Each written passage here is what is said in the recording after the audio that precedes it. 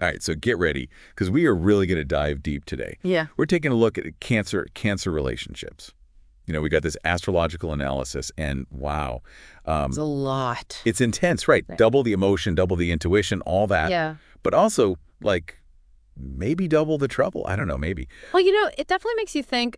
The analysis really jumps right in, talks about how both people being Cancer, it's a water sign, right? Right, ruled by the moon. Yeah, the moon. So that creates this like really strong emotional connection. Really strong. Okay, so cancers are emotional. We kind of knew Yeah. that, right? But what's it actually like day to day, When both partners are like, oh my gosh, feeling all the feels all the time. So picture this.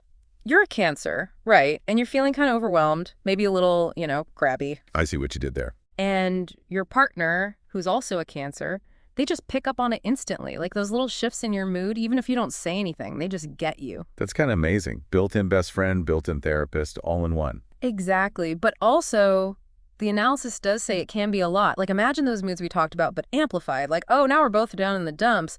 They actually use this term emotional squall. Kind of scary. Emotional squall. Oh my gosh. Okay, so maybe a little scary. But also, I'm picking up on something else here. Like, we're talking about these unspoken feelings. Oh, yeah. Does that mean cancers aren't great at actually, like, talking about their feelings? That is a really interesting point the analysis brings up. It seems like Cancers might rely more on, well, not words, more like vibes and glances and stuff. Yes. Like long, smoldering looks across the room. Exactly. Finishing each other's sentences. The analysis talks about this, like deep, almost psychic connection. Okay, but hold on. They can understand each other without words? Yeah. But maybe struggle when it comes to actually, talking things out. Especially during those emotional squalls. This is complicated. It is. And speaking of complicated, we got to talk about the physical side of things. Yeah. Because the analysis uses the word boring. Yeah, it doesn't hold back. Basically, it says that even though the emotional connection might be super strong, keeping things exciting in the bedroom might take some work. So, two emotionally intense, deeply connected cancers Yeah. might be kind of boring in bed.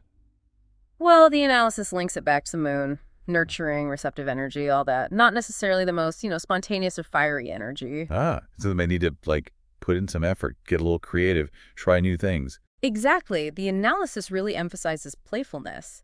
And because for Cancers, intimacy is so tied to their emotions, finding ways to bring that emotional depth into the bedroom could be key. Interesting. So we've got deep connection, but a need for, like, conscious effort to keep things sparking, both emotionally and physically. This is fascinating stuff. And speaking of things that can be tough to navigate, let's talk about trust.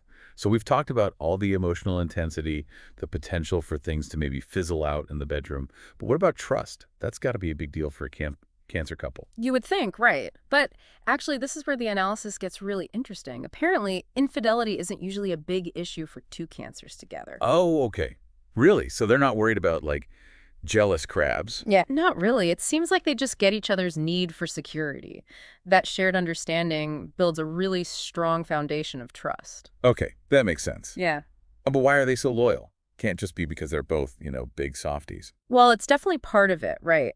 But the analysis digs a little deeper. It talks about shared values. Cancers are all about stability, putting down roots, building a life together, all that good stuff. Yeah, homebodies, nesting, the whole 9 yards. Exactly. Plus, there's this whole thing about Cancer's ruling planet, the moon. Did you know it's exalted in Taurus? Exalted. Like, the moon gets a gold medal in Taurus. What does that even mean? Okay, so a little astrology lesson here. Basically, it means the moon, which is all about emotions and instincts and stuff, it's super comfy in Taurus. Like, it's right at home. And Taurus is all about practicality, sensuality, being grounded, that kind of thing. So basically, moon and Taurus wants to get cozy and stay there. Exactly. So for a Cancer, that translates to a deep desire for a relationship that's stable, secure, and built to last. Wow, okay, so it's not just a fling for them. It's about something real. And speaking of real, the analysis also talks about family being a huge deal for Cancers. Huge, like essential. For Cancer, the idea of home and family, it's like totally intertwined with their emotional needs. They need that sense of belonging, of creating a safe space with someone they trust completely. That makes sense. Yeah. But there's got to be a catch, right? Because the analysis also says that even with all this emotional connection, all this shared stuff, a good sex life is like super important for them to actually be happy together. Yeah, the analysis is basically saying, hey, emotional security is great, but don't forget about keeping the spark alive. Okay, that makes sense. You need both. Exactly. It's saying that both emotional and physical intimacy are essential for a cancer relationship to really thrive. Balance. Yeah. They need that Yes, balance. exactly. So imagine two cancers right at the beginning, totally in sync. Emotionally, they both want something real. They both want a family. Sounds pretty ideal, right? But there's always a catch, isn't there? Like, it can't all be sunshine and roses, right? Yeah. And the analysis kind of hints at that, uses the word stagnation. Yeah, and it makes sense when you think about it. Cancers, they love their routine, right? Right. So put two of them together, it could get a little, well, too comfortable. Like, imagine date night every night, but it's Yeah. just like on the couch watching the same shows. Yeah, no judgment. I do that too sometimes. But, okay, so how do they avoid that? Two homebodies, stay together, don't want to rock the boat. What's the solution?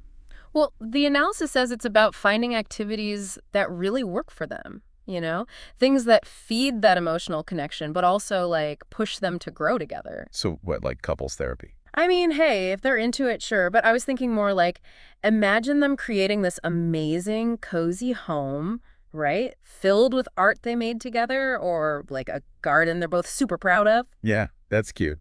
But what about trying new things? Like we were talking about spice before. Right. It's got to be more than just like redecorating the living room. Maybe they try traveling together, even if it's just like a weekend getaway, or take a cooking class, learn a new dance, something like that. So finding that balance between their homebody tendencies and like actually getting out there and doing stuff. Exactly. Okay, this is making sense. So they've got to work at it, just like any couple.